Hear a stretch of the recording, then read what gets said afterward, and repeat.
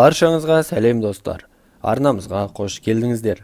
Біз бүгін сіздерге Түркістан қаласында салынайын деп жатқан Нұрсұлтан Назарбаевтың ескерткіші жайлы толығырақ баяндайтын боламыз. Видеомыз басталмай тұрып, арнамызға жазылып, лайк баса кетуіңізді сұраймыз. Ендеше біз видеомызды бастаймыз.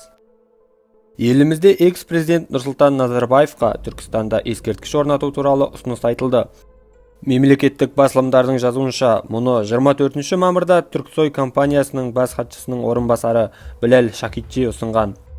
Түркістан түркі әлемінің рухани астанасы және ынтымақтастықтың болашағы атты онлайн конференция кезінде ол Назарбаевтың түркі халықтарының бірлігін арттыруға қосқан үлесін атап өтіп, Түркістанда оған ескерткіш қоюға болатынын айтқан.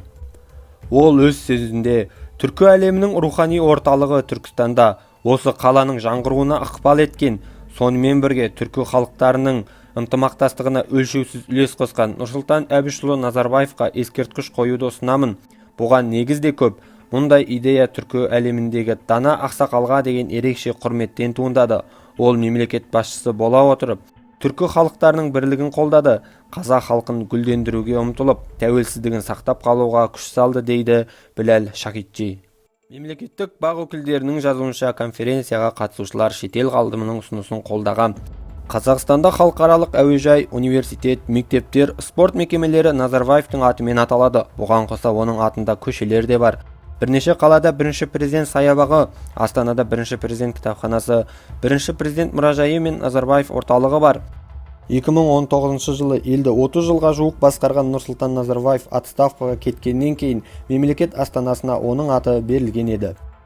Бұған қарсы азаматтар елде Назарбаевтың жеке басына табыну қалыптасқанын, бұрынғы президент отставкаға кеткенімен биліктегі өзінің құзыретін әлі де сақтап отқанын айтады. Бұрын Назарбаев қоғам алдында еңбегінің елеп ескерілгенін ұнататынын бірнеше рет айтқан. Осыған дейін өткен бір отырыста мінберден сөйлегендер бұрынғы президентті мадақтап жатқанда ол 30 жыл бекер тер төкпей бір нәрсе істеген екенмін деп ойлаймын. Адамбыз ғой, бәрібір жағымда естіледі деген екен. Заманында қазақтың бостандығы үшін жанын берген Кенесары бабамыздың ескерткіші қазіргі таңда Астананың төрінде емес, Өскемен қаласындағы ауылда орын алып тұр. Ал 300-дің басын қосқан Абылай хан ескерткіші қазақ даласында жоқ та. Тарихымызда Нұрсұлтан Назарбаевтан да көп тер төгіп, өлгенше елінің қамын жеген батыр бабаларымыз жетерлік. Сонда осы батырларымыздан да бұрын елбасына ескерткіш қою дұрыс па? Пікіріңізді төменге жаза кетіңіз. Елбасы осы уақытқа дейін елімізге ешбір нәрсе жасамады, ештеңе тындырмады демеймін. Тек мақтау мен мадақ барлығы орнымен болса деймін.